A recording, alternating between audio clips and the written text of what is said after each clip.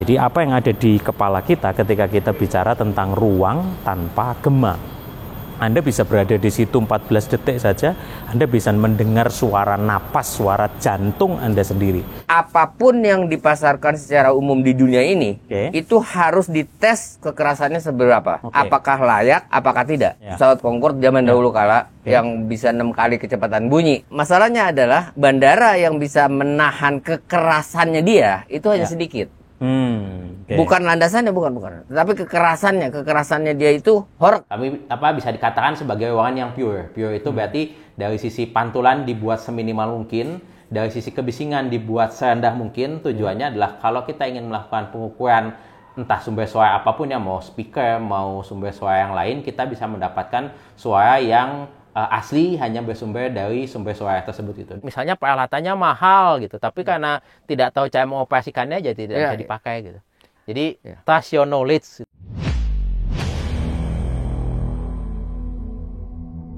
Halo netizen se-Indonesia Raya, masih bersama dengan saya Joshua Yan dari Pro Media Innovative Solution Channel, your trusted pro audio partner. Dan hari ini saya ada di Bandung, Institut Teknologi Bandung, ITB. Dan saya sedang berada di depan instalasi pengelolaan air. Jadi di mana saja tadi ada tempat-tempat untuk minum, isi kettle Anda bisa minum for free. Nah, apa aja yang akan kita bedah di ITB kali ini? Kita diskusi tentang anechoic chamber terbesar yang ada di Indonesia. Yuk ikuti saya. Ada apa saja di ITB yang akan kita bedah bersama-sama. Saya rasanya mengenang sekali masa kuliah dengan ada di ITB. Suasananya mirip-mirip gitu ya. Masih gedung-gedung kuno, suasana yang belajar. Yuk kita jalan dulu. Nah, suasana seperti ini yang sangat ngangeni sekali gitu ya. Karena mahasiswa lagi belajar, ngerjain tugas, praktikum, mengenang masa kuliah teknik dulu ya. Karena harus ada di lab, harus praktikum, lalu bikin laporan praktikum. Jadi kita bisa nyantai dulu karena saya sedang janjian bersama Sunda Empire The Last King. Jadi bersama Raja Terakhir, nanti kita akan bedah bersama-sama anechoic chamber terbesar yang ada di Indonesia. Dan aplikasinya, penggunaannya, penelitian, lalu jurnal-jurnal ilmiah yang dibuat, demikian juga dalam hubungannya di pro audio seperti apa, nanti kita akan bedah. Seperti apa sih sebetulnya tempat ruang tanpa gema? Dan kenapa kita memerlukan ruang seperti itu? Supaya setiap pembelajaran edukasi yang kita sampaikan di Berani Belajar Audio di sini, itu betul-betul sesuatu yang akademik, ilmiah, dan bisa dipertanggungjawabkan. Jadi kita bukan hanya sekedar ngomong bahwa pro audio itu feeling, taste, pro audio itu yang penting pengalaman, mixing, terkenal, dipakai oleh banyak artis-artis. Tapi seringkali kita melupakan basic, dasar-dasar audio, di mana sebetulnya itu ada matematika, ada fisika, elektromagnetik, dan banyak sekali unsur yang ada di dalamnya. Itulah seninya di pro audio industry. Bukan hanya sekedar feeling, bukan hanya sekedar taste, karena itu taste itu belakangan. Dasarnya harus kuat dulu. Yuk ikuti saya, kita akan ketemu sama Raja Terakhir, nggak tahu dia masih ada di mana, tapi segera kita akan ngobrol-ngibril seru di anechoic chamber ITB di gedung CAS. Halo netizen se-Indonesia Raya. Wow, masih bersama dengan saya Joshua Yan dari Pro Media Innovative Solution Channel, your trusted pro audio partner.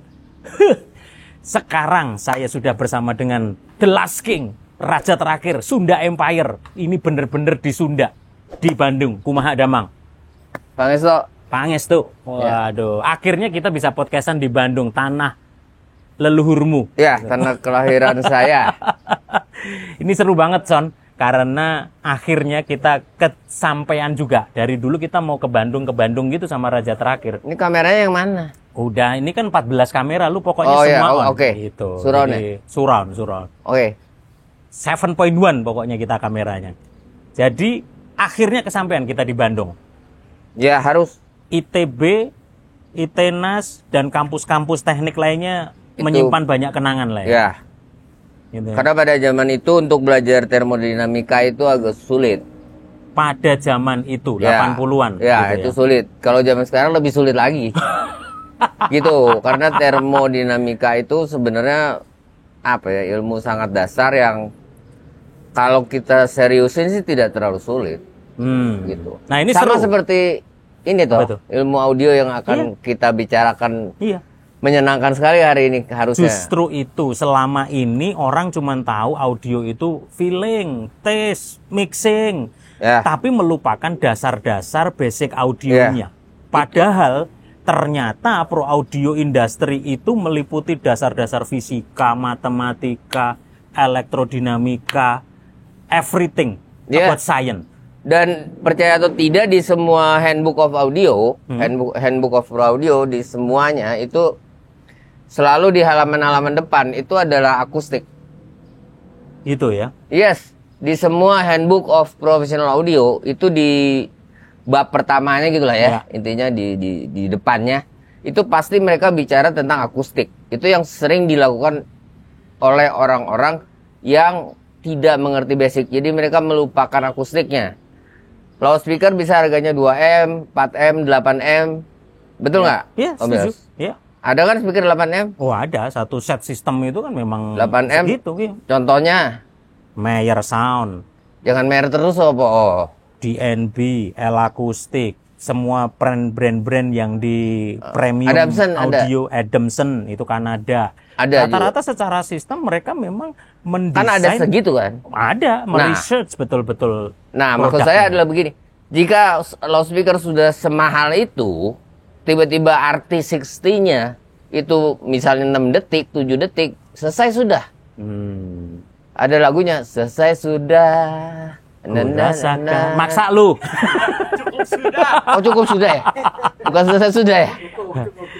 Bahkan Pak David, waktu kita mulai bahas basic audio tentang sine wave, itu saja sudah cukup membuat teman-teman netizen se-Indonesia Raya akhirnya mencelikkan mata. Loh, saya udah mixing tahunan Pak, banyak yang DM juga. Saya sudah sibuk di urusan audio, nyanyi, main band semuanya. Tapi ternyata sine wave itu basic sekali ya. Nah, sangat basic dan tidak sulit. Itu dia. Kalau ada yang mengajar jadi sulit, itu yang bikin sulit dosennya itu. Bukan yang diajar. Enggak, serius. Iya, Serius. Saya setuju. Saya juga selalu begitu, saya bicara.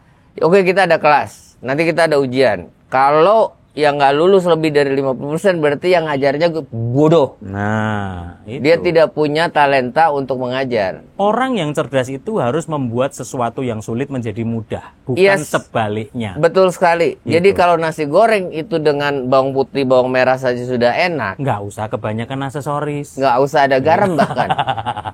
Sehat. Iya. Serius. Iya, betul. Walaupun nasinya kurang sehat. Jadi nasinya itu harus, udah jangan ngomongin nasi. Makanya itu kan. Kita ini sekarang lagi di Institut Teknologi Bandung di gedung CAS gitu ya. Jadi ini tempat di mana kita akan lihat apa itu anechoic chamber. Kalau kita mendengar kata anechoic chamber, chamber itu kamar, ruangan, anechoic berarti tanpa gema.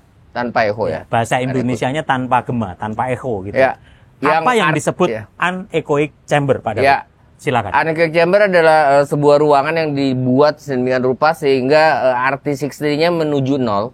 RT60-nya menuju 0. Ya, RT60 adalah reverberation time. Yes, dalam bahasa Indonesia jadi RT60.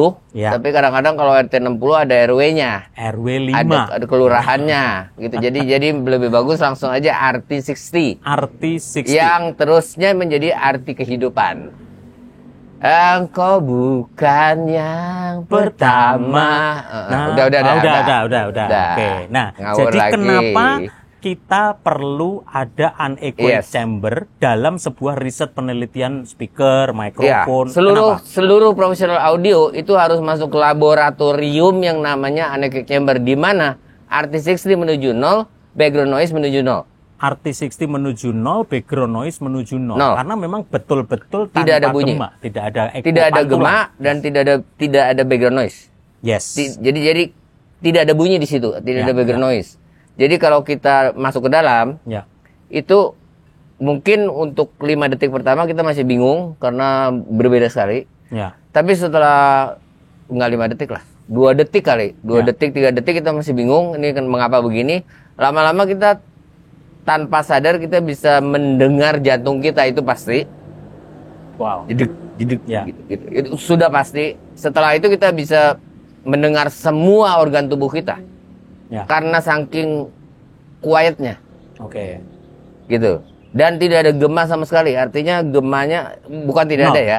Harusnya menuju 0. Tetapi ya sejauh apa? Ya, ya. Gitu loh. Ini yang dipunyai ITB ini Sudah itu terbaik, the best. terbesar Iya. se-Indonesia Raya. Yes, the best, Ya. the best. Dan kita bisa sampai ke sini juga terima kasih ya buat Kang Waduh, Kang buat Eep, terima kasih Kang Eep, Mas Nanu yang sudah memberikan kesempatan untuk kita mengedukasi teman-teman netizen se-Indonesia Raya. Ya, karena susah sekali untuk menemukan anechoic chamber yang benar. Proper, iya. Gitu, Seperti yang ada gitu. di sini. Sebenarnya di LIPI ada dari zaman dahulu, tapi tidak dipublish dan agak susah kita masuknya. Iya, saya juga pernah di hampir semua pabrikan kan rata-rata punya, Pak. Pasti, Pabrikan, ya. pasti. Saya pernah ke Meyerson, saya pernah ke Bayer Dynamic, RCF juga ada. Ya. Di beberapa pabrikan tuh mereka siapkan memang untuk menganalisa dan menguji produk-produk mereka dan risetnya. Ya, gini dulu, teman-teman semua, tolong dimengerti ya, gitu. Kalau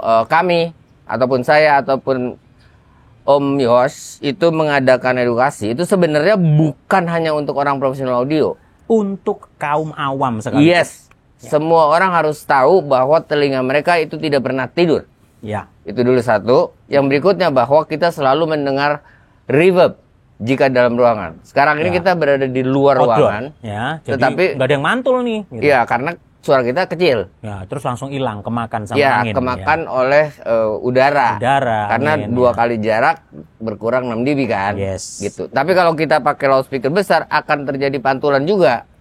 Ya. Di gedung-gedung ini kan gitu. Yes. Jadi kita hidup itu penuh dengan pantulan. Ya, itulah disebabkannya, makanya saya nemukan definisi kata echo itu adalah pantulan yang beraturan. Karena kan sering mantul tung tung tung, nggak hilang-hilang gitu, nggak bisa betul. gitu kan. Nah, yang nggak hilang-hilang itu kan bukan hanya satu. Iya, terus Banyak. apalagi bass deng deng deng deng deng deng deng. Ini kan deng yang pertama Ayo, belum habis, dulu. numpuk lagi kedua, Ya. ketiga gitu Ya, seterusnya. jadilah kalau kata orang suaranya menggulung. Menggulung. Nah, Suaranya gulung. Ya, Emang layangan apa digulung? memang layangan. Benang layangan. Karena kita salah Nah, lagi. Pak David, sekarang kita balik ke basic dulu tentang akustik. Ya, Apakah akustik dalam industri pro audio? bentar dulu. Yang tadi sebelum saya lupa, Ya. saya mau menerangkan bahwa apapun yang dipasarkan secara umum di dunia ini, itu harus dites kekerasannya seberapa.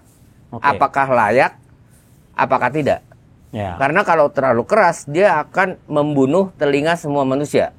Ya, pendengarnya gitu ya. Sama seperti Concorde, pesawat Concorde zaman dahulu kala, yang bisa 6 kali kecepatan bunyi. Ya. Kecepatan bunyi di udara kurang lebih 1.200 km per jam. 1.200 km per jam. Ini 6 kali lipatnya. Wow. Udah. Udah. Jadi kita ngomong ketinggalan. Udah. Lebih cepat dari bayangan. Ya, gitu. Nah, masalahnya adalah bandara yang bisa menahan kekerasannya dia itu hanya sedikit. Bukan landasannya, bukan. Tapi kekerasannya dia itu horeg. Oh, kekerasannya sampai horeg di luar. Jadi dia hanya bisa mendarat di bandara tertentu yang kacanya dan segala macam itu kuat untuk menahan bunyi. Ya, karena kalau enggak pecah gitu.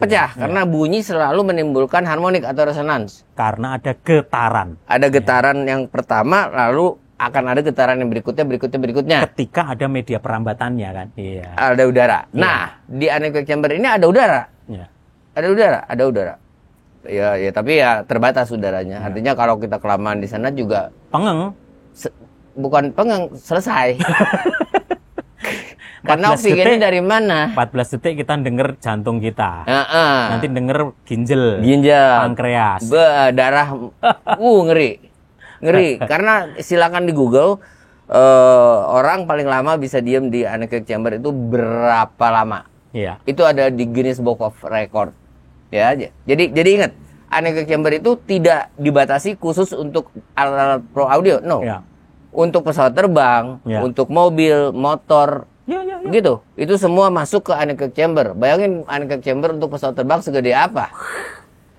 Dan silakan di Google gitu loh. The biggest anechoic chamber in the world. Maka ntar akan kelihatan ada pesawat terbang, ada mobil, ada segala macam. Itu karena buat ngukur ya sampai dia itu kekerasannya berapa. Sampai vacuum cleaner diukur juga, AC diukur juga. Semua yang menjadi standar untuk negara tertentu itu sebenarnya harus ada standar kekerasan dia berapa. Oke. Nah, standar pengukuran itulah yang menggunakan nilai-nilai akustik itu tadi ya. Yes, dan itu hanya bisa dilakukan di anechoic chamber karena dia presisi. Sangat presisi, peralatannya dan segala macam itu bukan peralatan sembarangan. Mikrofon untuk measurement, untuk pengukuran yang berada di anechoic chamber itu mendekati sempurna tergantung harga. Tapi kalau udah begitu, saya berkata berarti kan lumayan mahal. Akurasinya sangat tinggi. Sangat tinggi, iya, sampai 0, sekian. Gitu. Sangat-sangat itu. Jadi gini, yang lucu adalah orang tidak mengerti gitu ya, bahwa kekerasan itu berbahaya. Itu dulu. Karena itu WHO, singkatan apa? World Health Organization, PBB dari PBB. PBB-nya singkatan apa? Persatuan Bangsa-Bangsa, UN, United Nation. Oke. Itu karena terlalu banyak orang yang budak sebelum waktunya. Saya sudah sering melakukan ini. Mengatakan ini. Makanya pembatasan tentang SPL. Enggak, sampai akhirnya WHO menyatakan bahwa 3 Maret, setiap 3 Maret itu adalah hari pendengaran sedunia. Supaya orang diberi edukasi bahwa 85 dB itu kamu hanya bisa boleh mendengar continuous 8 jam. 8 jam, Itu tolong jangan pernah dilupakan. Ya, untuk siapapun itu. Bukan hanya untuk orang audio, bukan. Supaya kita bisa lebih mengasihi kuping kita sendiri. Seandainya kita kerja di industrial. Misalnya sebagai pegawai, tenun, apapun itulah. Atau tukang las, potong, bayangin itu nggak ada rule-nya. Standarnya bagaimana itu pegawai itu kan kasihan. Itu karena begitu kita terganggu, itu kesini juga. Oh iya, pasti ngefeknya kemana-mana. Gitu. Nah, makanya segala sesuatu yang mau dipasarkan secara internasional sebenarnya itu tergantung negaranya masing-masing. Gitu loh. Kalau kita kan punya SNI ini sekarang, standar nasional Indonesia. Kan gitu. Kan banyak tuh barang yang di SNI kan. Sebenarnya bukan alat pro audio aja. Semua produk harus memenuhi standar nasional. Dan di situ ada standar bunyi maksimal. Gitu loh. Jadi lucu sekali kalau kita punya motor udah dimasukin anechoic chamber. Bahwa maksimal kekerasannya sekian, tiba-tiba knalpotnya diganti. Nah, racing lagi gitu ya. Nggak tahu orang lain dengerin knalpot, tapi begitu ketangkep polisi kupingnya deketin knalpot teriak-teriak. Bingung kan? Gitu. Jadi tolong bahwa yang namanya mobil, AC segala macam itu juga akan masuk anechoic chamber. Gitu. Tapi kalau sekarang kita fokuskan ke alat-alat pro audio industry. Nah, Pak David, sebetulnya ini straightforward langsung, sebetulnya waktu kita membaca spek sebuah speaker atau bahkan power amplifier gitu ya, kan kita selalu ada berapa watt di impedans sekian ohm pada jarak 1 meter. Nah, kenapa itu harus diukur di anechoic chamber supaya itu?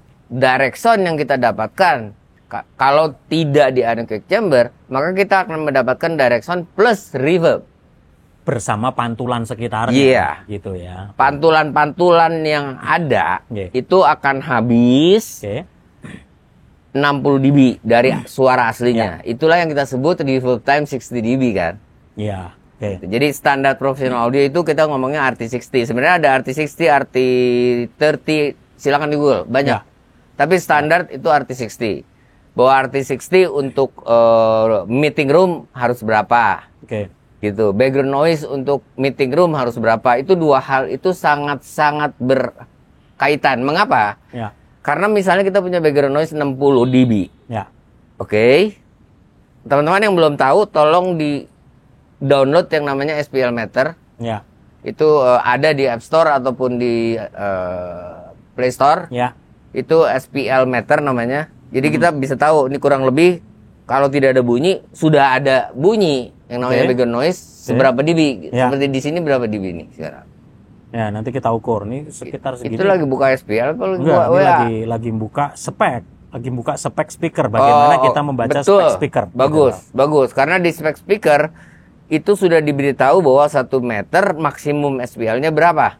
Yes. Nah, itulah yang saya mau. Dan itu tidak usah dicek lagi. Iya. Karena si pabrikan sudah punya anechoic chamber atau dia menyewa anechoic chamber yang profesional. Ya. Nggak harus punya, dia bisa menyewa. Gitu loh. Karena tidak mudah dan tidak murah membuat sebuah anechoic chamber yang proper, yang benar.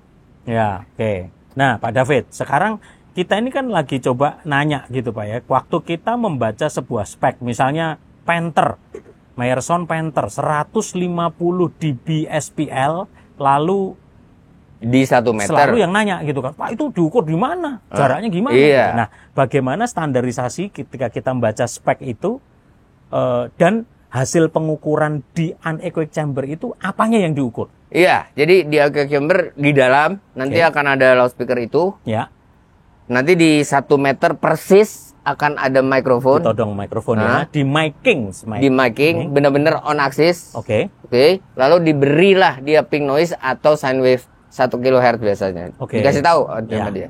Ini tuh 150 dB itu 1 kHz atau ping noise. Dan sampai di full SPL yang dia mampu berikan gitu ya. Sebelum dia jebol. Sebelum dia jebol. Di 1 meter. Tidak ada orang di situ. Ya. Sakit jiwa orang yang ada di situ. Orangnya di luar anechoic chamber. Pecah telinganya kalau dia di situ gitu. Nggak pecah juga sih, budek aja, nggak pecah kali. Kalau pecah, cas. Jadi betul-betul diukur sampai radikal semampu dia sampai putus gitu ya. Yes, dan itu sangat presisi. Jadi lucu kalau kita beli loudspeaker kita ukur lagi. Orang udah ada speknya. Ya. Dan spek itu harus bisa dipercaya. Ya. Ojo ngawur. Ya. Gitu loh. Itu bedanya speaker branded dengan yang custom. Kalau custom ya kita mesti punya anechoic chamber. Ya. Kan gitu. Baru kita bisa bikin spek. Kalau nggak punya anechoic chambernya ya kita nyewa anechoic chambernya sama operatornya. Yes. Karena belum tentu kita bisa mengoperasikan peralatan untuk measurement Pro Audio itu. Di dunia Pro Audio apa saja yang bisa diukur dan perlu diukur di anechoic chamber selain dari speaker, Pak? Semua. Mulai power dari amplifier, semua, mulai dari mikrofon. Kita kalau ngomong mikrofon itu kan sebenarnya pion ya yang paling utama. Ya. Betul nggak? Mikrofon itu sensitivity-nya berapa itu harus di anechoic chamber. Diukur sensitivity-nya. Iya, pasti. Jadi pada jarak segimana itu mendapatnya berapa volt itu hanya bisa diukur di anechoic chamber. Karena tidak diganggu sama background noise yang lain gitu loh. Betul. Sampai kabel juga begitu. Oh, sampai kabel. Apanya Jadi yang diukur? Ya, artinya yang paling gampang bicara kita paling gampang. Kabel itu kan ada yang murah, ada yang mahal. Ya. Sebenarnya apa bedanya? Yang pertama adalah impedance. Kabel yang impedance kecil, dia sinyal loss-nya menjadi sangat kecil. Ya. Kan gini, kabel itu misalnya masuk dari mikrofon 0,1 volt. Kalau 10 meter pasti 0,1 volt ini turun. Jadi diukur penurunannya ya, lossesnya gitu. Lossesnya kabel yang ini di 10 meter sekian dB. Yang paling gampang gitu aja deh. Atau volt, sekian volt. Kabel yang lain itu di 10 meter sekian volt. Kan gitu. Itu baru volt, kita ngomong volt. Belum radio frekuensi lagi. Karena di dalam anechoic chamber biasanya dia juga termasuk Faraday trap, sangkar Faraday. Jadi nggak bisa RF masuk. Jadi kalau kita punya kabel, itu kalau dia seal-nya bagus untuk radio frekuensi, itu dia tidak terganggu handphone segala macam, walaupun unbalance. Tidak mungkin terjadi suara kertek. Nggak mungkin. Ya, karena dia punya seal. Itulah yang disebut Faraday trap. Faraday trap itu sangkar Faraday. Itu untuk mengimunisasi dari melakukan pengukuran supaya RF nggak tembus supaya nggak tembus. Oke. Wow. Gitu, keren. Jadi keren kalau ya. kita masuk ke situ, handphone kita selesai. Pokoknya blank spot gitu Blank ya. spot, selesai. Bahasa pas pampres di jam. Ya ada jammernya, bener. Di situ Tapi- jammer, jadi nggak Iya. ada. Tapi kalau jammernya di sana bukan pakai Sanger Faraday, lain lagi. Dia pakai out of phase sesuatu. Itu ya tadi ya, Iya. mikrofon diukur sensitivity-nya, Kabel. lalu losses dari kabel. Lalu kalau power amplifier Pak David, Apalagi apa power yang diukur? amplifier sangat-sangat diukur dan itu tidak bisa berbohong. Apanya yang diukur?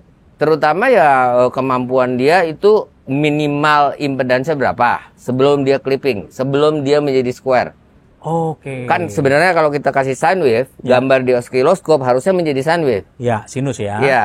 Kata lama-lama kalau dinaikin atau diturunkan impedansnya antara Oke. dua nih. Voltage-nya dinaikkan. Oke. Yang kedua adalah impedansnya diturunkan. Oke, siap. Jadi loudspeaker kita itu bisa main berapa ohm Ya. menggunakan power amp ini. Ya. Misalnya power amp yang bagus itu bisa sampai setengah ohm. Oke, ya. Gitu.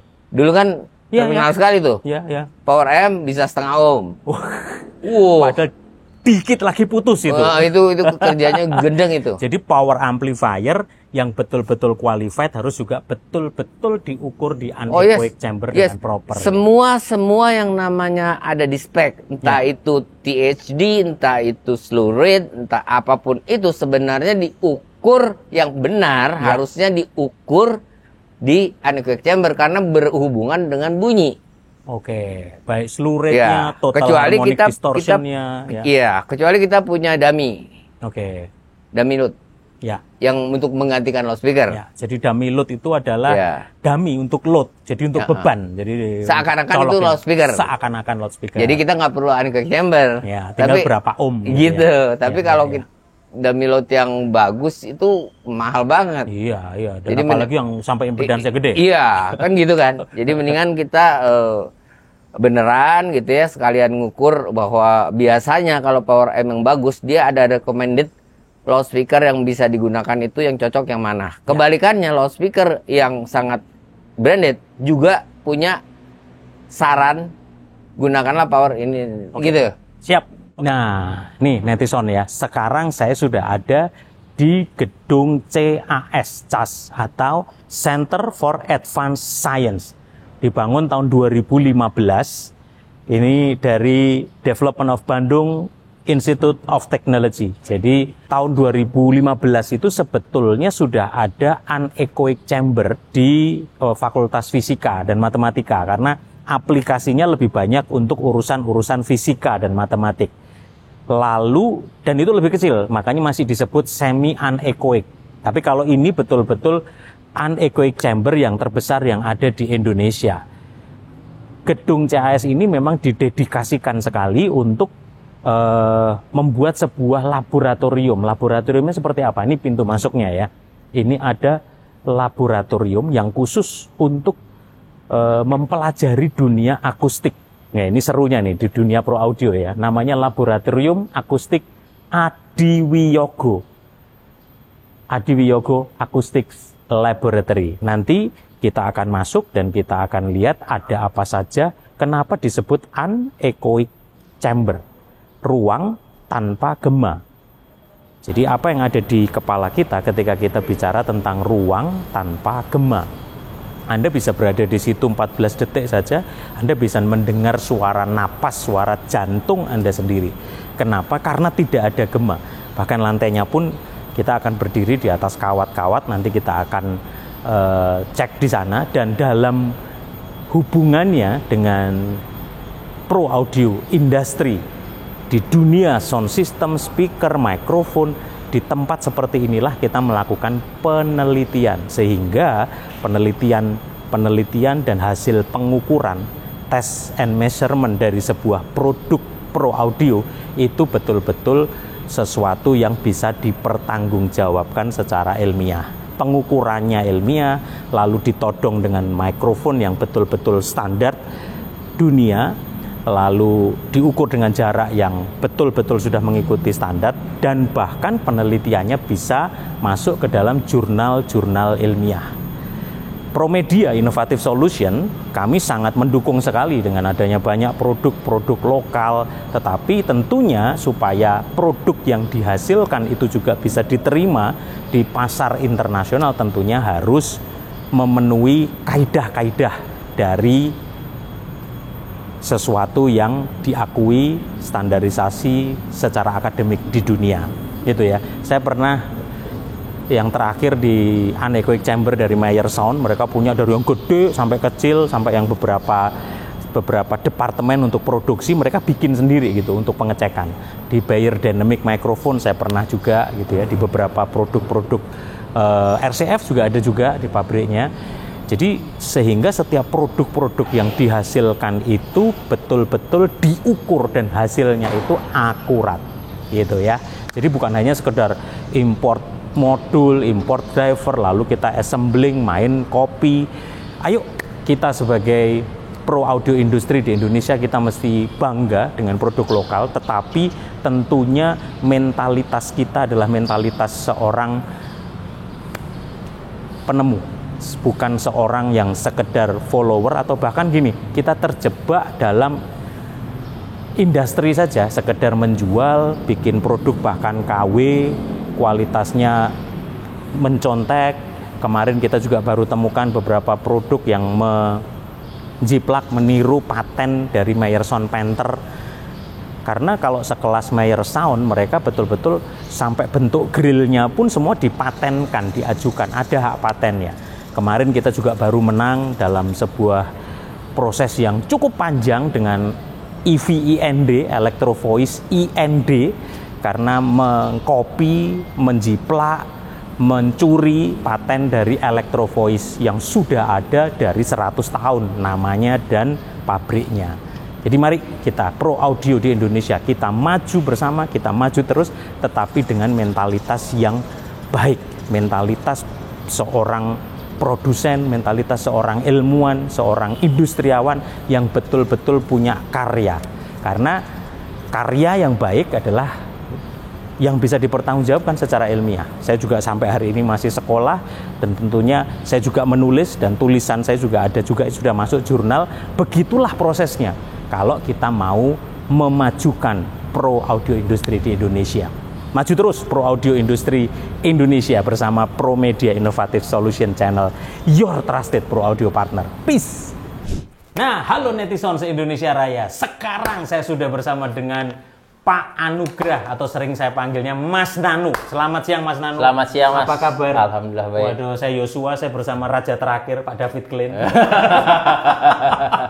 Orang nyebutnya The Last King gitu. Oh iya. Mas Nanu, ini terima kasih sekali loh. Wah, mohon izin waktunya yang padat, ngajar tadi baru selesai jam 2. Akhirnya buat netizen se-Indonesia Raya berkesempatan untuk boleh sharing knowledge, edukasi tentang anechoic chamber. Mas Nanu, boleh tolong dijelasin Mas, gimana sih, kenapa kita perlu anechoic chamber, dan sebelumnya historinya anechoic chamber di ITB ini saya dengar terbesar, terbaik, the best lah pokoknya di Indonesia ya. Kalau saya boleh cerita, sebetulnya kenapa awalnya kita punya anechoic chamber, karena di prodi kami di Teknik Fisika memang kami punya keahlian di dalamnya, itu salah satunya adalah akustik. Jadi kami punya ahli yang bidangnya sebetulnya saya bisa bilangnya di bidang engineering akustik. Agak berbeda dengan teman-teman audio atau teman-teman di arsitektur, kami bekerja pada sisi akustik tapi dari sisi engineeringnya. Nah, untuk mendukung pekerjaan penelitian dan mendukung aktivitas terkait akustik itu kami membutuhkan sebuah ruangan, di mana ruangan itu kami bisa dikatakan sebagai ruangan yang pure. Pure itu berarti dari sisi pantulan dibuat seminimal mungkin, dari sisi kebisingan dibuat serendah mungkin. Tujuannya adalah kalau kita ingin melakukan pengukuran entah sumber suara apapun ya, mau speaker, mau sumber suara yang lain, kita bisa mendapatkan suara yang asli hanya bersumber dari sumber suara tersebut itu. Dan pada kasus tertentu kami juga melakukan beberapa pengukuran di mana sumber suaranya itu levelnya sangat rendah. Seperti halnya contohnya nyamuk, kami pernah melakukan pengukuran suara nyamuk, perekaman suara nyamuk aja diukur. Itu dilakukannya di ruangan aneroid, karena kalau tidak dilakukan di ruangan aneroid, levelnya akan terlalu tinggi, bising latar belakangnya terlalu tinggi sehingga kita tidak bisa. Tapi bisa hidup berapa lama nyamuknya terbang di aneroid? Nyamuknya dipingsankan dulu, Pak. Dipingsankan dulu, ditaruh di jarum, lalu kita taruh di dalam, begitu bangun kita rekam suaranya. Waduh, jadi dibangunin dulu. Weh, bangun baru dia terbang. Ditol-tol, Pak. Sampai berapa itunya? Background noise-nya sampai berapa? Background noise-nya kalau sekarang ini overall-nya kalau di aneroid chamber kita sekitar 20 dB, Pak. Tapi pada frekuensi mid high itu dia 0, Pak. 0. Oke. Cuma pada level frekuensi rendah itu masih ada sih. Jadi overall-nya saya katakan overall-nya sekitar 20-an. Tapi kalau yang mid high-nya dia di 0. Mid high itu kurang lebih berapa sampai berapa? Kurang lebih sekitar di kalau terakhir itu kayak saya mau ukur sekitar 300-an ke atas. 300 Hz sampai sekian gitu. Sampai atas, Pak. Jadi sampai atas itu 0 dB. 0 dB, ada beberapa yang minus. Jadi concernnya di ruangan ini adalah mungkin tadi dikatakan ruangan ini adalah ruangan yang terbesar ya. Jadi sebetulnya kenapa kita desain yang besar, karena kita ingin mengejar frekuensi terendah yang bisa diukur itu sangat rendah. Jadi aneroid sebetulnya di Indonesia ada beberapa, ada yang di sini, ada yang di BSN, ada yang di pusat pedal. Tapi untuk ukuran, karena memang kami bekerja pada bangunan, kami harus bisa mengejar frekuensi 125-nya itu harus bisa terukur minimal. Jadi untuk ruang aneroid kita kami punya yang besar, dan untuk ruang semi aneroid kita punya versinya agak lebih kecil. Dan semakin rendah frekuensi yang mau diukur butuh area ruangan yang lebih besar. Betul. Volume lebih besar, ya luasan juga lebih besar. Karena lambda panjang gelombangnya lebih panjang. Kalau RT60-nya sampai berapa? RT60-nya saya lupa, Pak, karena itu datanya ada di Pak Iwan, tapi seingat saya 0, sekian. 0,3, 0,2 sekitar itu. Oke. Dan memang kalau ruangan aneroid kita agak berbeda, nanti kita sambil lihat di dalam gitu. Versi ruangan aneroid kita itu kita foamnya ditutup dengan perforated metal. Ada plus minusnya. Kenapa, Pak? Karena ruangan lab ini adalah lab pendidikan, jadi tamu yang datang banyak. Dapat dibayangkan kalau yang datang itu pasti pertama kali adalah opek. Jadi kami memilih untuk versi aneroid kita, kami memilih aneroidnya adalah dengan ditutup perforated metal. Plusnya adalah dari sisi maintenance lebih mudah. Minusnya medan bebasnya jadi lebih sempit. Lebih untuk karena masalah safety dan maintenance. Betul. Ini untuk fakultas apa saja yang menggunakan? Sebetulnya kalau penggunaan kita bebaskan, Pak. Jadi yang menggunakan di sini itu dari teman-teman ITB, teman-teman di luar ITB, industri itu sebetulnya kami bebaskan, karena lab ini kan sebetulnya lab pendidikan yang sifatnya open, Pak. Jadi memang ada administrasi karena kami butuh pencatatan atau kita melakukan penjadwalan kapan kita melakukan pengukuran gitu. Tapi pada dasarnya penggunaan labnya itu kita buka untuk sebebas-bebasnya. Jadi asalkan berkoordinasi, kita bisa atur apakah mau menggunakan untuk kunjungan. Kalau kunjungan pun juga kami untuk di ITB ini mayoritas kunjungan ke ITB untuk tamu-tamu pasti dibawanya ke sini. Jadi sebetulnya gini, Mas Ranu ya, kalau industri ini orang punya desain speaker, dia kepengen melakukan pengukuran sesuatu yang proper di unechoic chamber ITB juga mungkin sebetulnya. Mungkin. Jadi ini netizen se-Indonesia Raya ya, tidak ada alasan sebetulnya untuk kita tidak melakukan pengukuran yang proper untuk produk-produk yang dihasilkan. Jadi jangan cuman banyak yang komen ini. Jadi kita di YouTube channel kita gitu, Mas Nanu, ya fasilitasi dong gimana caranya, taunya gimana. Nah, ini langsung yang berkompeten yang menyampaikan. Jadi ITB itu membuka ruang sebetulnya. Bahkan kalau di kami itu untuk yang selain speaker ya, material akustik itu mereka sudah secara rutin melakukan pengujian di tempat kami. Cuma memang yang perlu digarisbawahi adalah karena lab kami lab pendidikan, kami bukan lab yang terakreditasi oleh KAN. Jadi kami punya fasilitasnya, kami punya sumber dayanya, tapi karena ini statusnya lab pendidikan, kami biasanya kalau ada pengukuran itu hanya mengeluarkan hasil pengukurannya, bukan sertifikat. Nggak, artinya kan memungkinkan kalau memang kita mengadakan pelatihan di Bandung suatu saat kita bisa prakteknya di sini. Memungkinkan sekali, Pak. Kami juga beberapa kali mengadakan training walaupun topiknya bukan audio, maksudnya topiknya kami pernah buka misalnya tentang pengukuran, itu mereka pesertanya bisa langsung melakukan pengujian di sini, praktek di dalam sini. Itu bagus sekali, Karena sangat bagus. Test and measurement itu sebenarnya nggak hanya cuma di dunia pro audio kan. Enggak. Anechoic chamber semua industri, mau kedokteran, mau bangunan gitu ya sebetulnya ya. Saya sudah lama sekali ingin lihat ini, cuman saya nggak tahu izinnya harus kemana gitu. Kebetulan Kang Ep sama saya akhirnya hopeng banget. Jadi, loh, Kang Ep bisa ya? Kayaknya bisa nggak? Bisa lah, saya bisa nggak? Bisa juga lah, masa nggak bisa? Gitu. Jadi kalau balik ke sejarahnya Mas Nano, ini kan saya lihat dari prasastinya dari tahun 2015 gitu ya. Sebelumnya itu memang sudah ada anechoic chamber tapi lebih kecil gitu ya. Sebelumnya itu kami belum punya anechoic chamber yang proper Pak. Jadi pada saat dulu itu yang di fisika itu kita punya reverberation chamber. Oh, reverberation chamber. Jadi kebalikannya dari anechoic chamber. Okay. Ya. Sampai sekarang masih ada? Yang di sana dihancurkan kami punya di sini Pak. Jadi trade off-nya adalah waktu lab di depan sipil itu dihancurkan, kami meminta itu dihancurkan tapi boleh dibuatkan lab di sini. Dan lab di sini itu salah satu yang unik adalah dari sisi bangunan per meter perseginya paling mahal di ITB. Karena kalau misalnya lab yang lain itu biasanya ruangannya biasa Pak, tapi peralatannya yang mahal. Nah kalau di sini ruangannya yang mahal, biaya per meter perseginya lab ini paling mahal di ITB. Live reverberation untuk semuanya. Jadi untuk anechoic chamber, reverberation chamber, semua fasilitas di lab ini tuh dari sisi bangunan biaya per meter perseginya paling mahal. Karena orang juga pada saat membangun awalnya bertanya-tanya kenapa labnya yang dibangun kok per meter perseginya mahal ya? Biasanya kan alatnya yang mahal, labnya tidak terlalu mahal, ruangannya tidak terlalu mahal. Kenapa ini ruangannya yang mahal? Iya. Oke.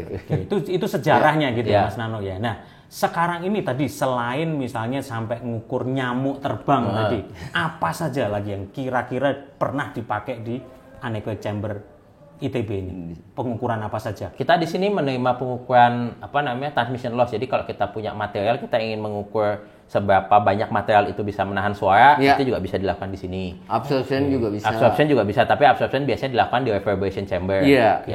Lalu pengukuran karakterisasi sumber suara seperti beberapa alat musik, kami juga pernah melakukan pengukuran di sini kolaborasi dengan teman-teman dari seni rupa. Mereka punya alat musik, kita melakukan perekaman, evaluasinya di sini. Jadi pada dasarnya di mana kita ingin melakukan pengukuran yang murni dari sumber suaranya tanpa terpengaruh oleh ruangannya, nah kita lakukan di dalam sini. Sampai musik ya itu tadi ya. Apalagi Mas Nano yang pernah? Iya, arsitek banyak sekali. Arsitek banyak. Arsitek itu kan material bangunan diujinya juga di sini. Banyak gitu. sekali. Terus dari sisi sekarang juga yang mulai banyak masuk dari sisi industri otomotif juga banyak. Oh iya, betul. Otomotif itu.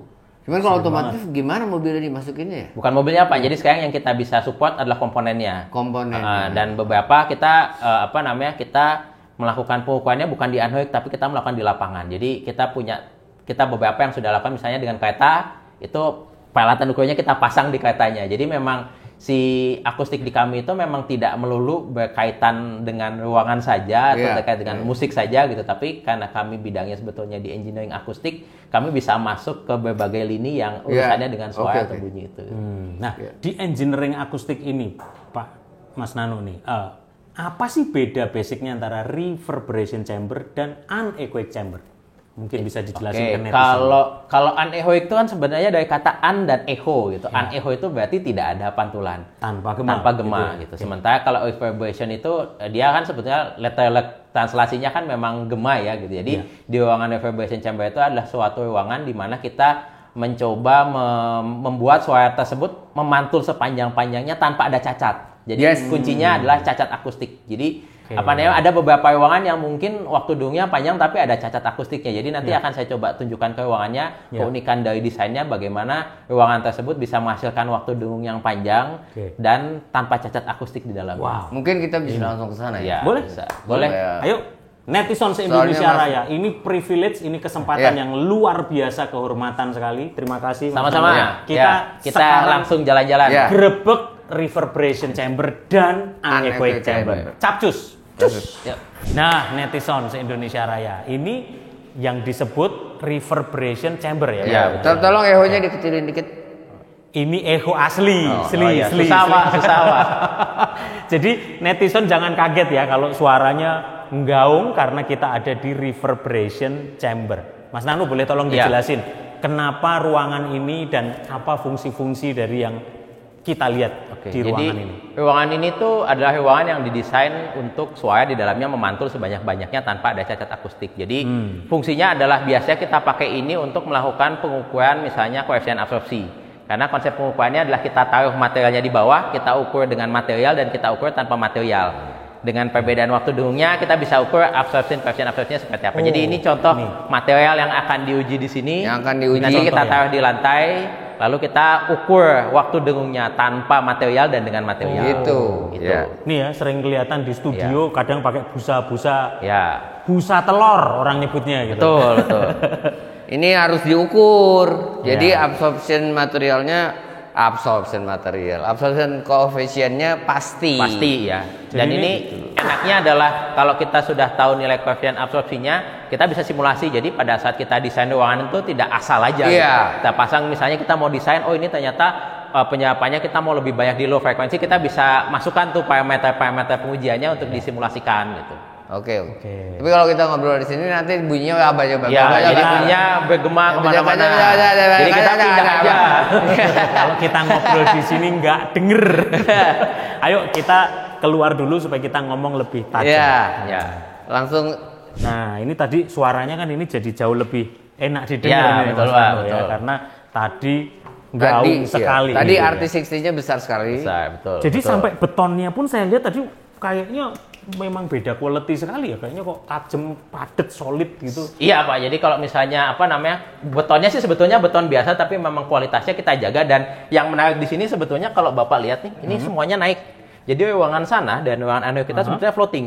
Oke. Jadi kalau dilihat level nolnya itu ada di bawah, sementara ruangan anode kita dan ruangan evaporation itu dia naik. Jadi sebetulnya ruangan ini floating karena kedua ruangan ini ada di lantai dasar, sehingga vibrasi kemungkinan akan merambat dari atas, sehingga kita desain si kedua ruangan ini sebetulnya terpisah dari struktur bangunan. Jadi memang didesain sedemikian rupa. Iya, ini betul. nih, level. Floating floor. Floating Iya. floor. Makanya parameter perseginya paling mahal di ITB. Ya, floating floor sangat-sangat mengerikan. Split level gitu ininya. Ini mesti dibuka ya?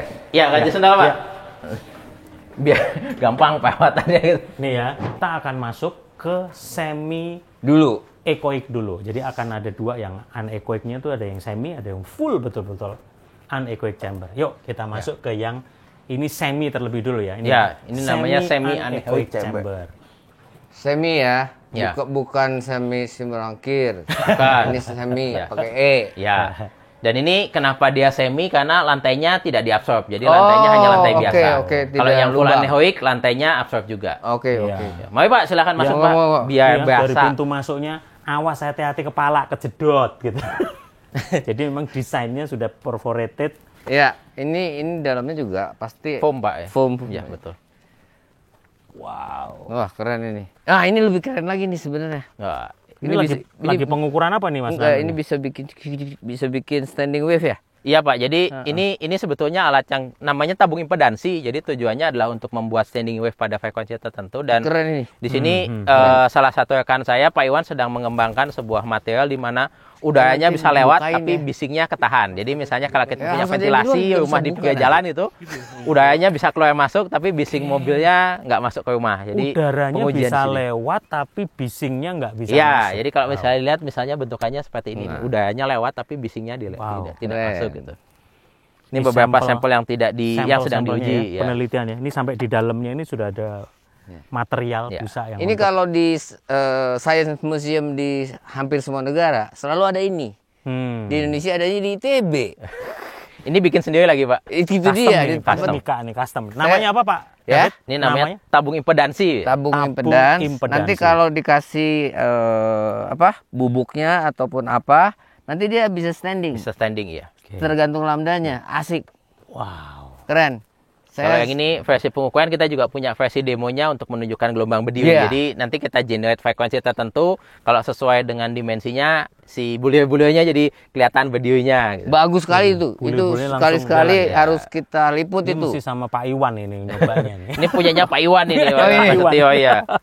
Harus sama Pak Iwan ini. Ini saya ingin sekali ada di Indonesia dari zaman dahulu kala Pak David dulu ketemu ini di mana? di London. Di London. Ya. Waktu itu pengukurannya memang untuk mengukur Enggak, ada di museum. untuk di museum. Untuk di Oke. museum. Jadi anak-anak kecil di sana udah dibilangin ini lambdanya begini, standing wave-nya begini. Anak-anak kecil loh. Ya. Ya, ya. Gitu. Jadi mereka bisa lihat tuh Iya. gelombang itu kayak apa, kan selama ini kalau kita belajar akustik itu Iya. sesuatu yang tidak kelihatan, jadi semacam dunia maya gitu. Jadi kayak matematik gitu loh. Iya. Kalau dia kan diajak ke museum lihat gitu, Lihat, oh, ini bagus ya ada. lucu gitu loh. Ya. Jadi dari kecil dia udah dikasih pengertian seperti itu. Nah, kita udah gede baru tahu ini.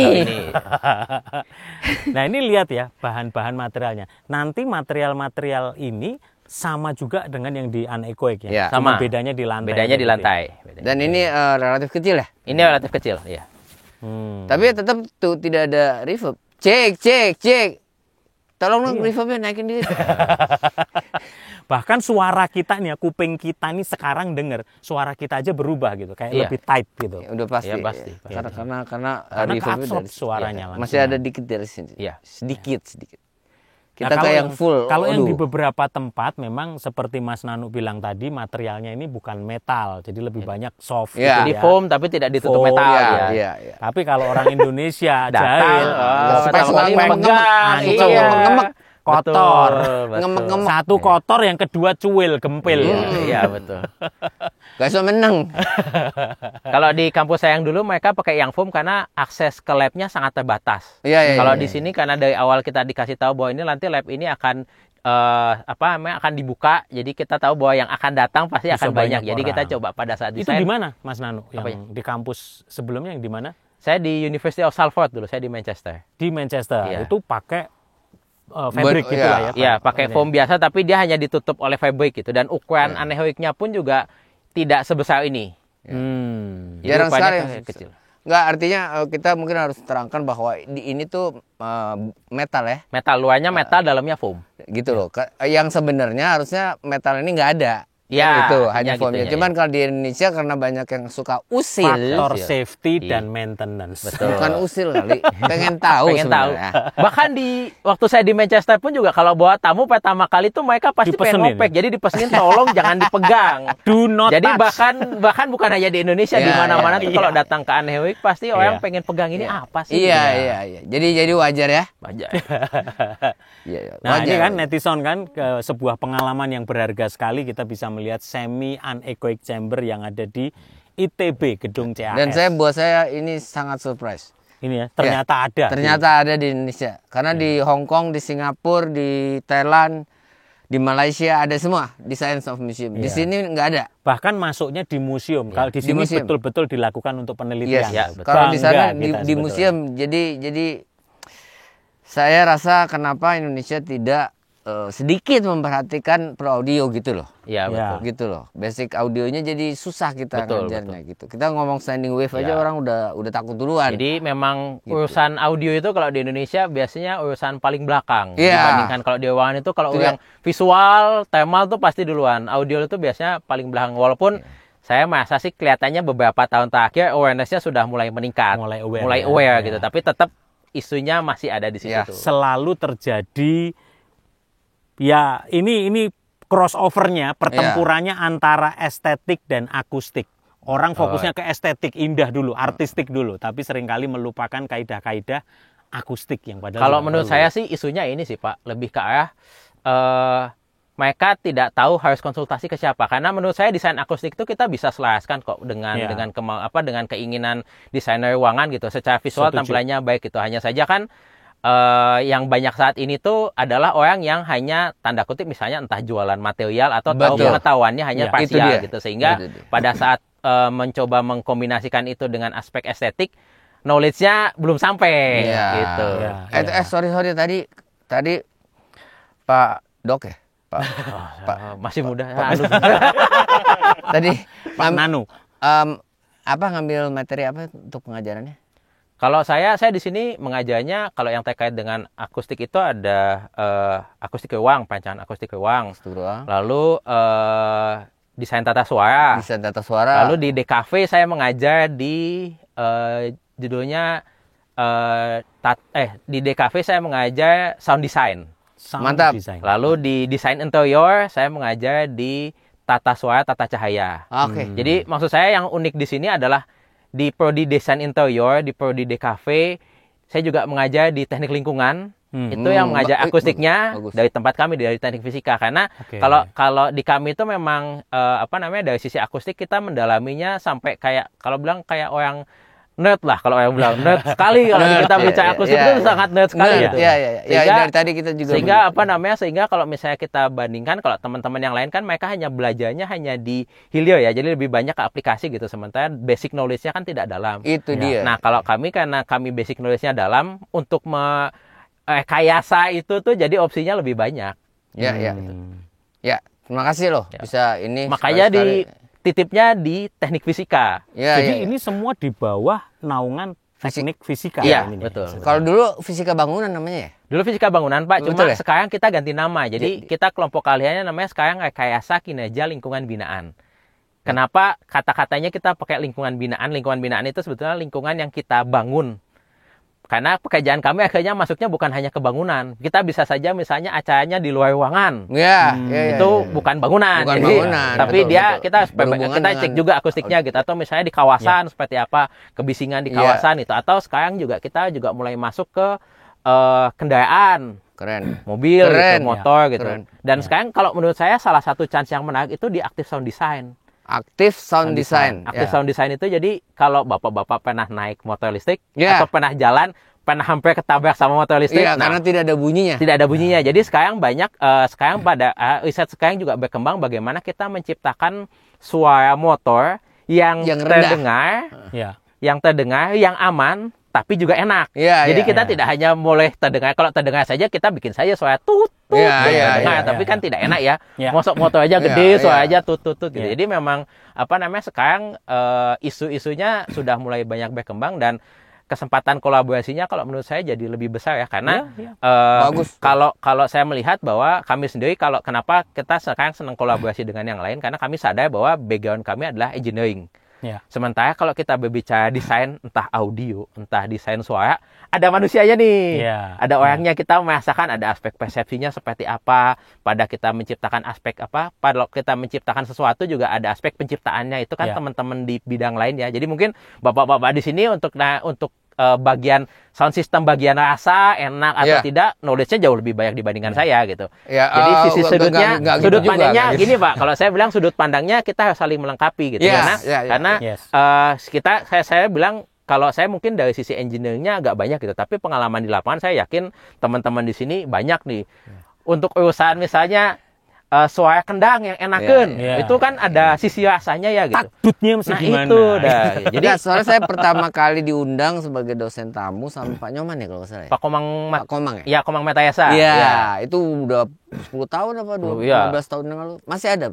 Sudah pensiun beliau, Pak. Sudah pensiun. Okay. Kita pindah ruangan boleh? Silakan. Boleh. Siap. Yuk. Lebih gede biar wawasannya lebih enak. Ini oksigennya udah agak berkurang kayaknya. Intinya netizen se-Indonesia Raya patutlah kita itu berbangga. Jadi sebetulnya kita itu nggak boleh minder, kita itu nggak boleh underestimate bahkan sama negara bangsa kita sendiri karena ternyata kita memiliki fasilitas-fasilitas yang memadai, bahkan ITB saja membuka ruang loh, silahkan industri yang mau menggunakan pengukuran dan memaksimalkan sehingga penemuan atau produk-produk yang dihasilkan di lokal Indonesia kita bisa betul-betul teruji dan bisa dipertanggungjawabkan secara ilmiah. Betul. Tapi kalau di sini alat-alat tidak terlalu banyak yang mahal Pak karena dipakai buat pembelajaran mahasiswa.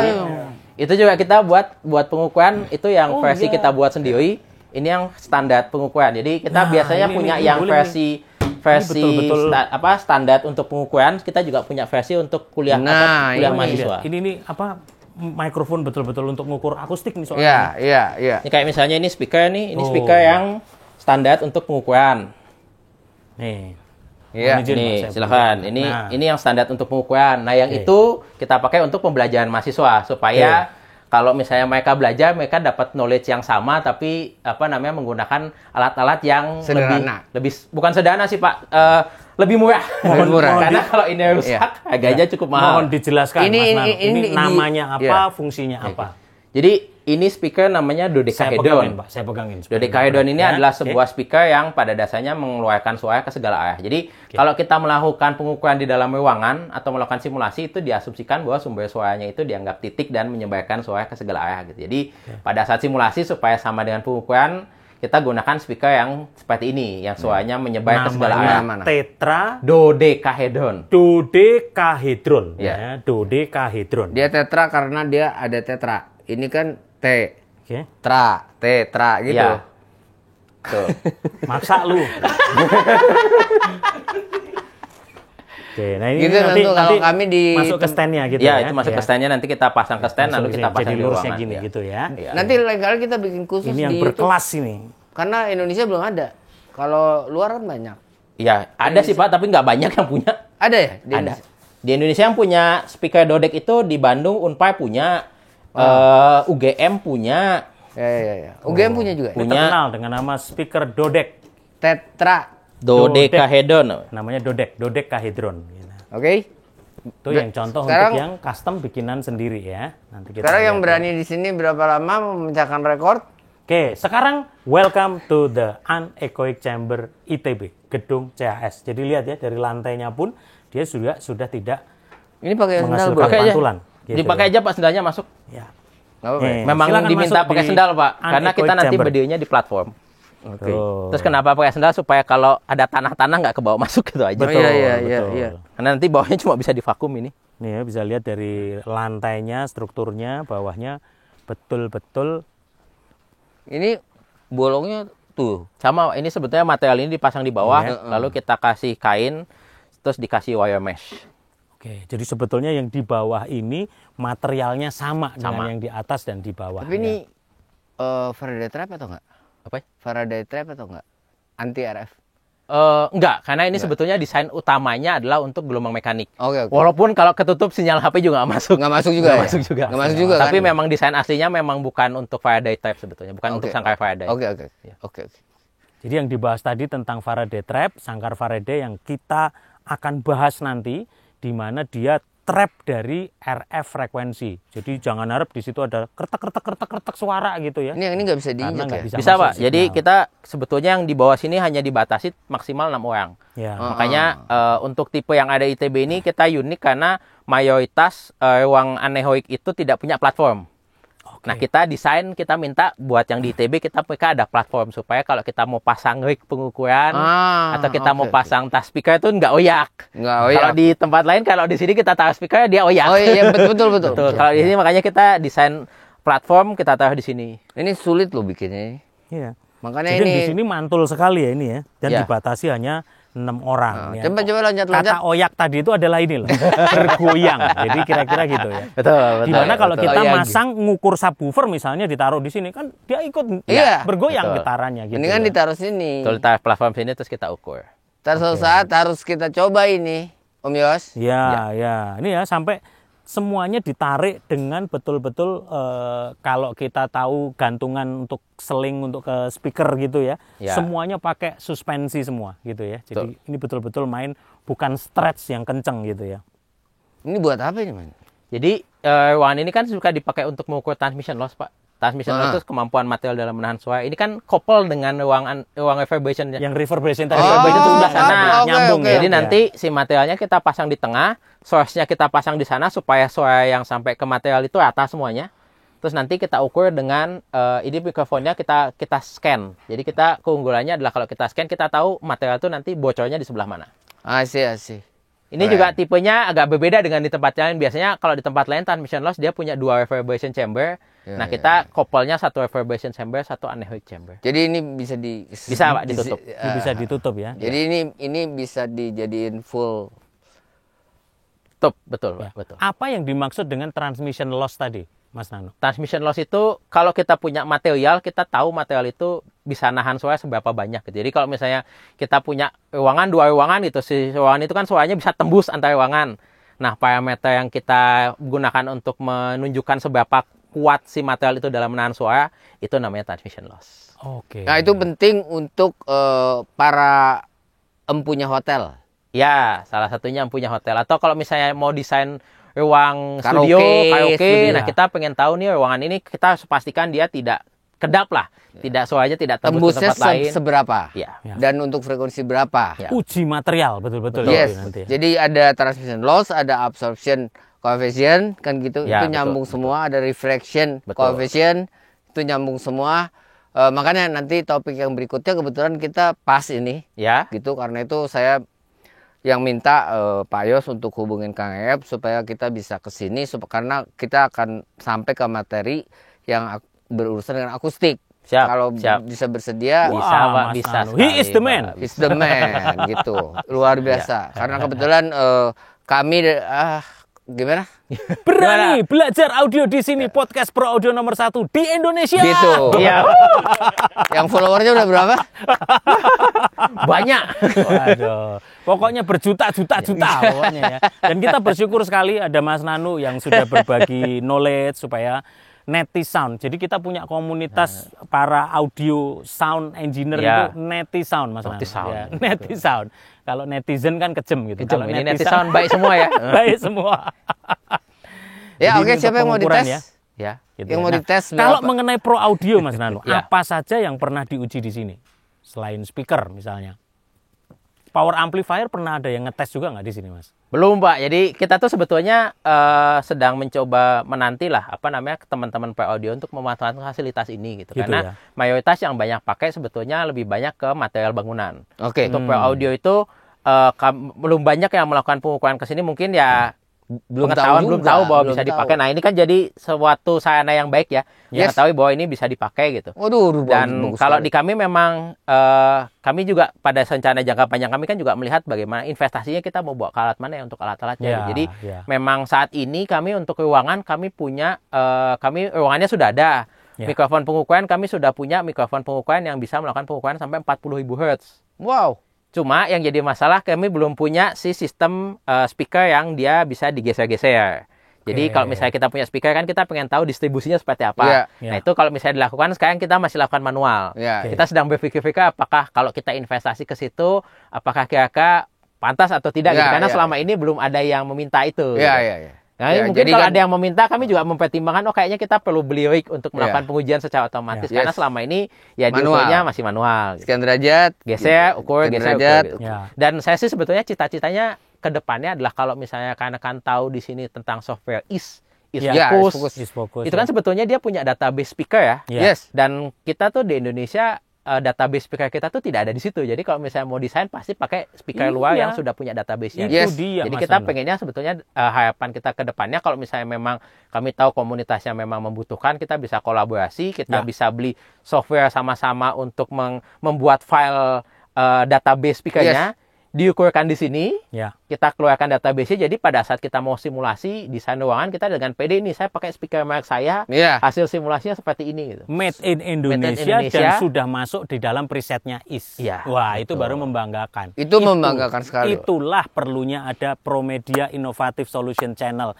Your Trusted Pro Audio Partner, supaya menjembatani, mengedukasi dan membangun awareness ini. Karena ternyata kita ini nggak kaleng-kaleng loh, bangsa kita. Ada ITB yang sudah punya fasilitas sedemikian hebatnya. Betul. Tapi bahkan di dunia pro audio malah masih belum Betul. touch Ya, gitu loh. belum ngeh. Masih Tapi ya, artinya bangunan. ini bagus sekali ya, teman-teman. Tolong diperhatikan itu, tolong dimengerti. Kalau tidak dimengerti, langsung komen. Ya. Dan seperti biasa, saya pasti tidak menjawab.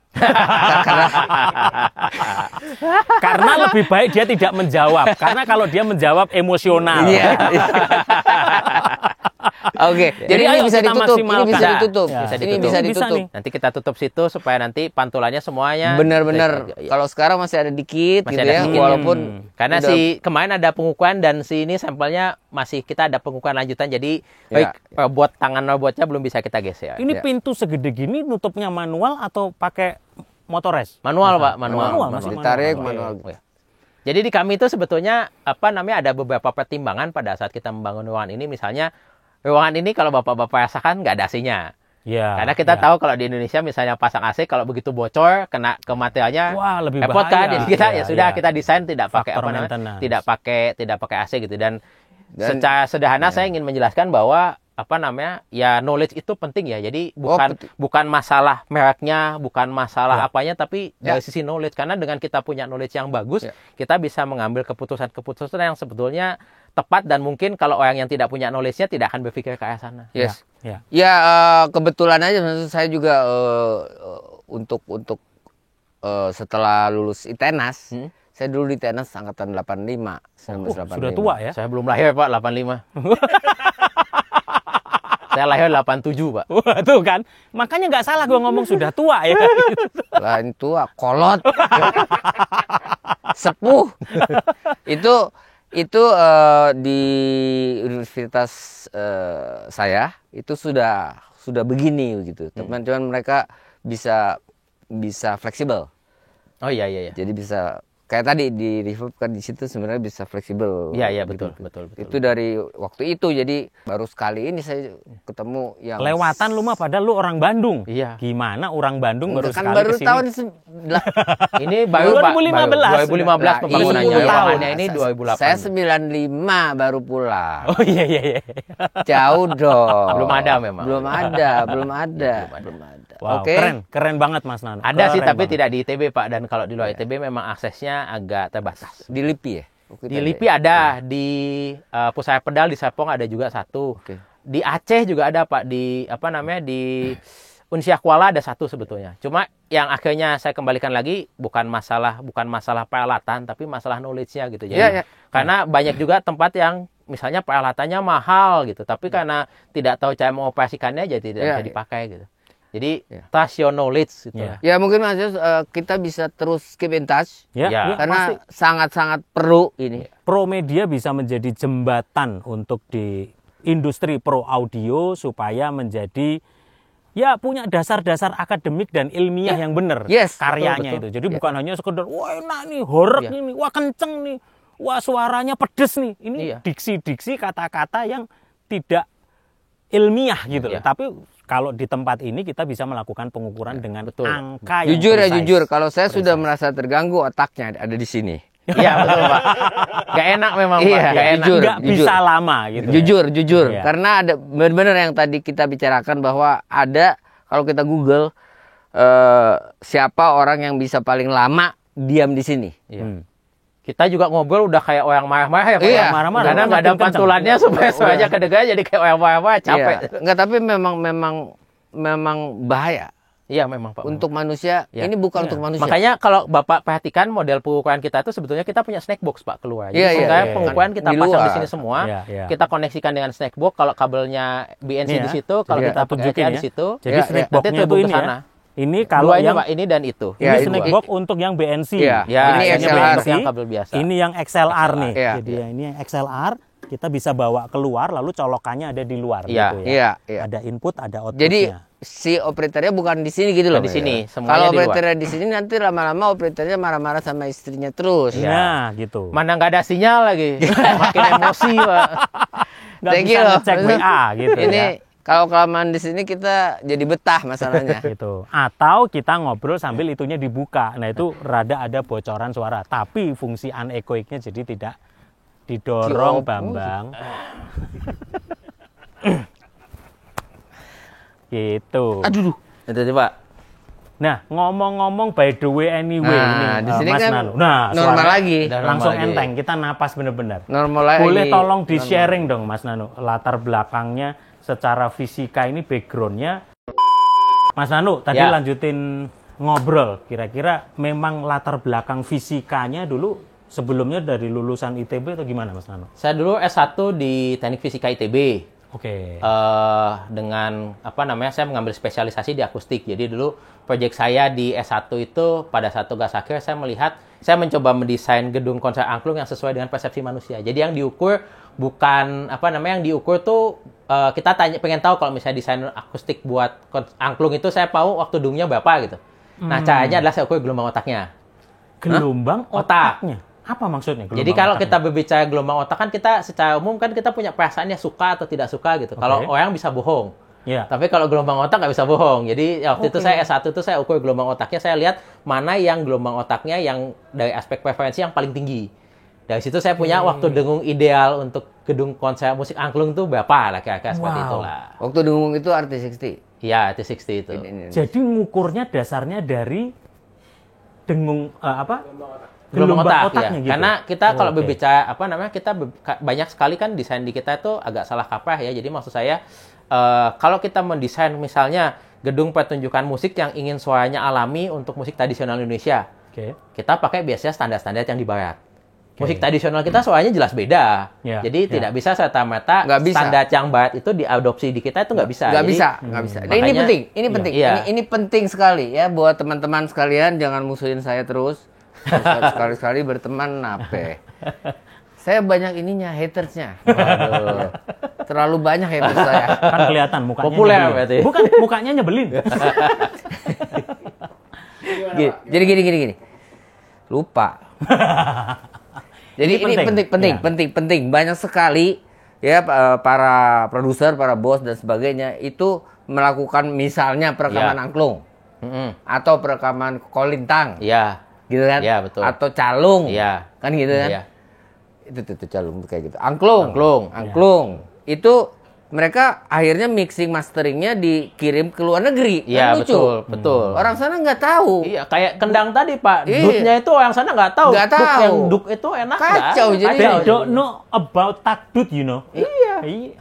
They just know about otak. Iya, betul. Dan apalagi mereka juga tidak tahu bagaimana gelombang angklungnya di sana nggak ada gitu. Ayo ini harmoni keberapa, ini fundamentalnya berapa. Kan gitu. Iya. Coba. Jadi dulu yang ngukur Mas Nanu mengukur ininya gitu. Jadi Bagaimana? saya punya rekaman, saya variasikan dengan teknologi audio, kan ada yang namanya auralisasi ya. Jadi kita seolah-olah membuat si musik itu dimainkan di ruangan yang berbeda gitu. Itu Yes. saya perdengarkan ke orang, saya cek mereka secara umum paling suka yang mana. Yang Jadi mana? kita tuh yang jadi permasalahan itu ada banyak beberapa desain-desain gedung kita untuk musik tradisional kita tuh tidak berbasis sama parameter yang sesuai untuk alat musik tradisional gitu. Ya itu penting. Sekali lagi. Iya. Itu penting. Kok Setuju berarti itu. oh gitu. Kalau nggak Iya. setuju, Tinggi nadanya. enggak sama aja. Oh, sama aja. Lebih Maksudnya kenceng. Sama aja. Jadi gini loh, maksud saya gini. Kita harus menghargai musik tradisional kita, alat-alat musiknya, aransemennya, dan sebagainya. Itu seninya tinggi sekali. Iya, Iya. betul. Ya. Jadi jangan belaga ke barat-baratan padahal timur banget gitu loh. Iya. Gitu loh. Betul. Gitu. Jadi lucu bahwa sampling untuk peralatan musik yang ada di Indonesia ini yang melakukan itu bukan orang Indonesia. Malah dibawa ke luar negeri. Orang luar yang menjual hasil sampling dari setiap daerah. Cuman kadang-kadang karena pengetahuannya nggak ngerti, Pak, nggak ada fasilitasnya di sini. Justru dengan adanya channel kita ini kita bisa mewartakan ke Indonesia Raya, sehingga kita bisa mengedukasi bahwa ternyata kita bangsa kita itu nggak boleh minder. Kita punya fasilitas, kita punya SDM, kita punya kekayaannya juga hebat. Iya. Lanjut lagi Mas Nano tadi dari ITB fisika, terus selanjutnya langsung saya Manchester S2 di ITB juga. Oke. Jadi dulu kenapa pengen di ITB karena saya pengen belajar banyak melihat di lapangan. Jadi saya sambil S2 sambil kerja di konsultan. Oke. Ya, habis itu supaya ya kita tahulah pada saat kita balik ke sini nanti kondisi di Indonesia itu seperti apa. Ya. Kemudian saya sekitar 2013 itu saya S3 di UK, University of Salford. Di research groupnya Acoustic Research Group. Jadi saya di grupnya itu tentang audio Acoustic and Audio Engineering. Jadi namanya di grup saya itu namanya Acoustic and Audio Engineering. Acoustic and Audio Engineering. S3 loh, berarti kan nggak bener. Doktor. Ya. Doktor, berarti benar saya dong. Sebentar lagi Pak Prof. Amin. Harus sudah tanggung. Muda loh, masih udah doktoral. Dan masih single buat teman-teman semua. Enggak, Pak. Maaf ya, sudah taken, Pak. Anak Udah 2. taken. Taken anak 2, Pak. Kalau yang kayak begini jangan percaya sama ini. Itu di kota mana tadi? Saya di Manchester. Di Manchester ya, oke. Riset saya terkait dengan persepsi terhadap suara. Jadi mau tidak mau, kenapa latar belakang mengambil itu, mau tidak mau pada saat kita punya sistem tata suara, sistem audio, mau secanggih apapun, mau serumit apapun, penilaian ujungnya manusia kan? Ya.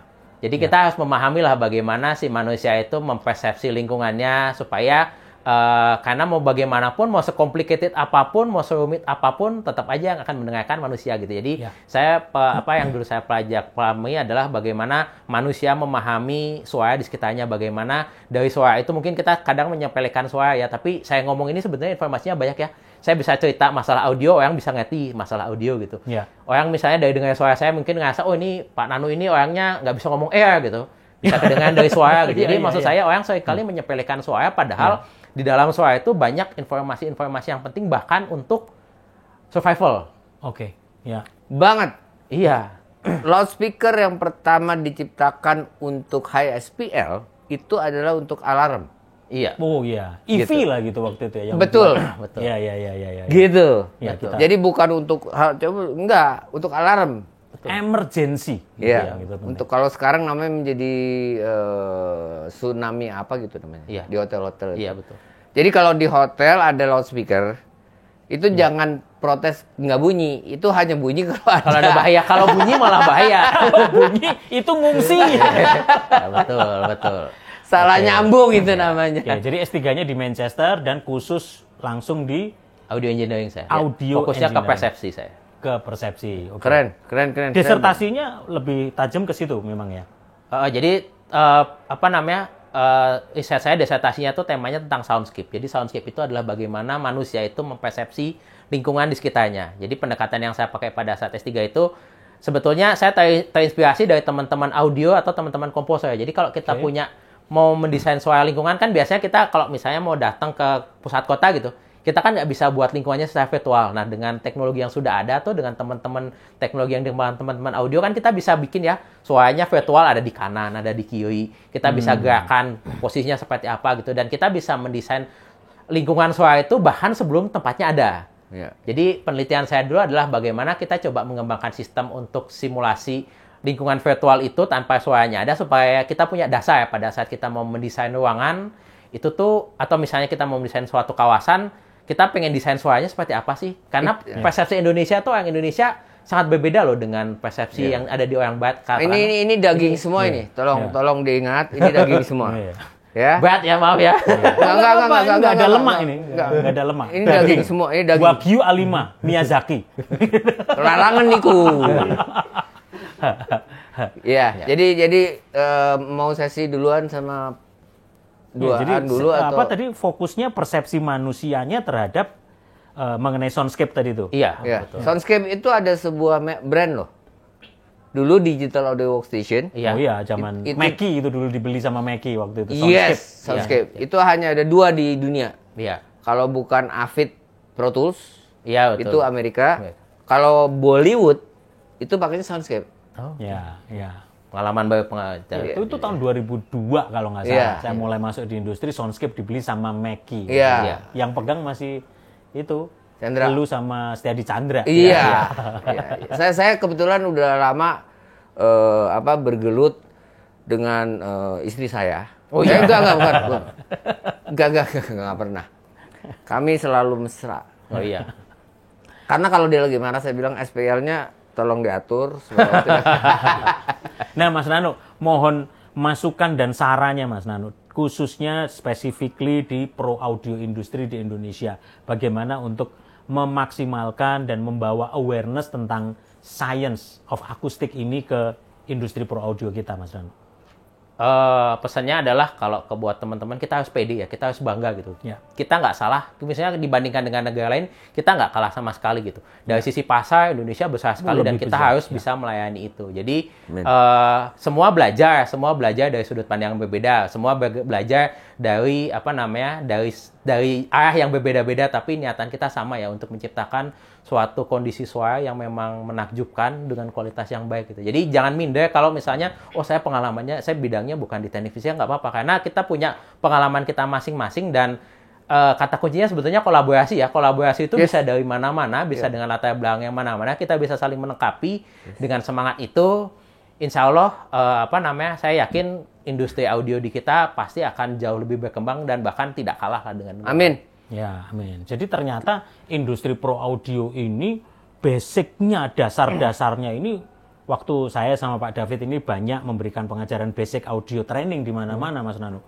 Banyak orang yang baru aware bahwa dasar-dasar fisika, matematika, lalu elektrodinamika, pengukuran-pengukuran itu ternyata jadi dasar banget di pro audio. Betul. Nah, menurut Mas Nano gimana kita bisa menyebarkan, mewabahkan hal seperti ini supaya orang-orang yang sudah kebanyakan itu sudah jadi di industri, Mas, jadi mixing engineer, orang jadi kru di rental, bahkan sudah menggeluti dunia pro audio sudah jauh, tapi kehilangan nilai-nilai dasar-dasar audio nih. Gimana untuk kita memulai belajar tentang basic audio yang benar secara sudut pandang fisika, Mas? Ya, kalau menurut saya caranya adalah kita harus selalu selalu punya curiosity ya. Jadi kita harus curious gitu. Kenapa misalnya misalnya pada saat kita mixing kenapa ini suaranya bisa jadi lebih misalnya lebih kering atau lebih apa, itu kan sebetulnya terminologi itu sebetulnya ada padanannya dalam bidang fisikanya gitu. Jadi misalnya kalau kita berbicara masalah kompresor gitu. Kompresor tuh kalau kita settingnya berlebihan tuh efeknya juga rasanya kan juga nggak enak ya gitu. Jadi tidak apa-apa kalau misalnya punya pengalaman di lapangan tapi kita mempelajari mekanisme di belakangnya itu ada apa, itu akan menjadi sebuah knowledge yang sangat besar sehingga nanti kita punya fleksibilitas yang jauh lebih tinggi gitu. Karena sekali lagi walaupun si Pro Audio ini semuanya mayoritas kita rasakan, tapi di baliknya itu ada teknologi yang sophisticated dan saya suka bilang bahwa teknologi audio itu seringkali dianggap take it for granted. Karena teknologi audio itu kalau nggak ada masalah orang nggak akan protes gitu. Tapi begitu masalahnya ada sedikit pun, wah dimaki-makinya seperti apa gitu. Jadi saya suka bilang teman-teman yang bergerak di audio ini adalah teman-teman yang dia bekerja ikhlas. Ya harus kuat mental. Harus kuat mental, betul. Dan karena mekanisme sistem kerjanya adalah orang cenderung kalau tidak ada masalah tidak dihargai, tapi begitu ada masalah disalahkannya habis-habisan. Selalu. Itu di mana-mana kejadiannya seperti itu. Makanya kita udah berapa kota ya? Ya 2-3 kota yang udah jalan. Nanti kita tunggu di kota-kota berikutnya. 2-3 kota gitu. Kita jalan itu ternyata banyak yang ingin tahu. Iya. Gitu loh. Sehingga basicnya gini loh Mas Nano. Ketika orang melakukan perubahan tadi misalnya kompresor, attack-nya, decay-nya, atau misalnya mengekualisasi. Ketika mereka melakukan perubahan dengan dasar sains yang kuat, dia itu ngerti nih, perubahan ini terjadi tuh maksudnya ini buat apa? Gitu loh. Jadi bukan cuma apalan. Gitu. Iya, betul. Jadi tolong diingat teman-teman semua ya. Sorry juga saya motong karena saya memang biasa low cut dan high cut. Supaya jadi BPF dan pass filter. Jadi jangan bilang bahwa Pro Audio itu tidak ada akademisnya. Ternyata kita sudah buktikan ada. Kan gitu. Jadi ada akademisnya, ada kompetensinya. Gitu loh. Iya, betul. Dua hal yang berbeda, tetapi itu kalau berkolaborasi dan kita punya teamwork yang kuat, saya yakin Indonesia akan sangat maju. Wow. Jadi ini saya sangat berbahagia bisa bertemu dengan Pak Dok. Dr. Nano. Ya, sangat berharga. Jadi jangan ini yang terakhir. Oh iya dong. Supaya kita terus akan terus ya pasti dengan research, dengan juga mungkin karena kami juga sadar, maksud saya kalau saya berbicara orang yang punya expertise di bidang akustik yang background-nya dari engineering atau dari sesuatu yang saintifik itu di Indonesia nggak banyak, bisa dihitung sebelah jari. Betul. Gitu. Jadi memang kita harus kolaborasi dan kita harus saling support. Gitu. Setuju. Saya juga dulu waktu masuk ke teknik fisika juga awalnya tuh saya kejebak sebetulnya masuk teknik fisika. Saya pengen belajar tentang akustik, tapi saya nggak bisa gambar, jadi saya nggak memilih masuk ke arsitek. Saya masuknya ke teknik fisika. Dan dari sini saya coba mempelajari, ternyata memang dunia akustik ini yang mendalami tidak banyak, tapi isunya di lapangan tuh banyak. Sehingga salah satu cara kita mengatasi masalah yang di lapangan itu dengan kolaborasi gitu. Dengan semua knowledge yang meningkat, kita bisa menyelesaikan semua masalah di banyak tempat sekaligus gitu. Jadi awalnya terjerembab di dunia fisika ini masalahnya. Karena di arsitek gambar.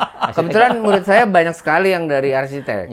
Gitu. Tapi mereka aware bahwa pelajaran yang dia dapat secara akademis untuk arsitek itu tidak sesuai dengan Pro Audio. Betul. Gitu loh.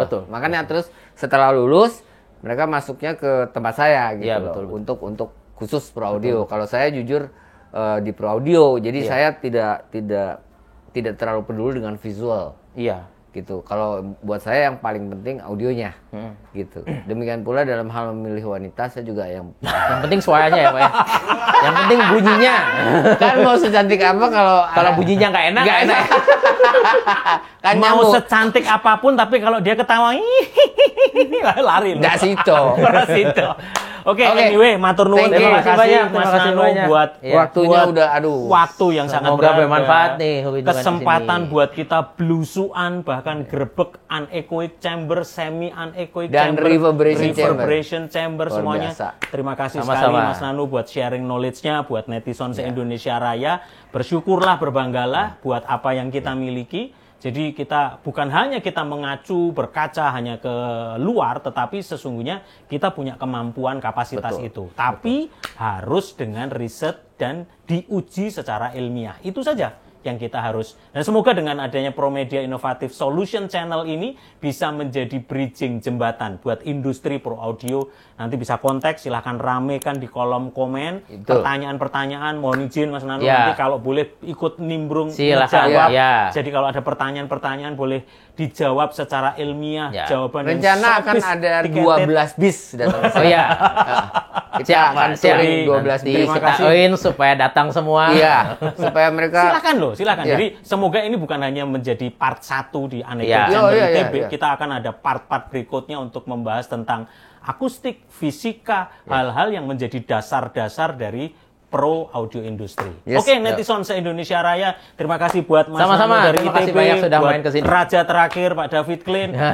Jangan lupa share, komen, dan tulis semua pertanyaan-pertanyaan. Nanti kita akan ramekan. Semoga konten kita ini bisa menjadi berkah, Amin. menjadi Amin. edukasi yang baik. Amin. Maju Amin. terus pro audio industri di Indonesia bersama Promedia Innovative Solution Channel, your trusted pro audio partner. Peace! Peace.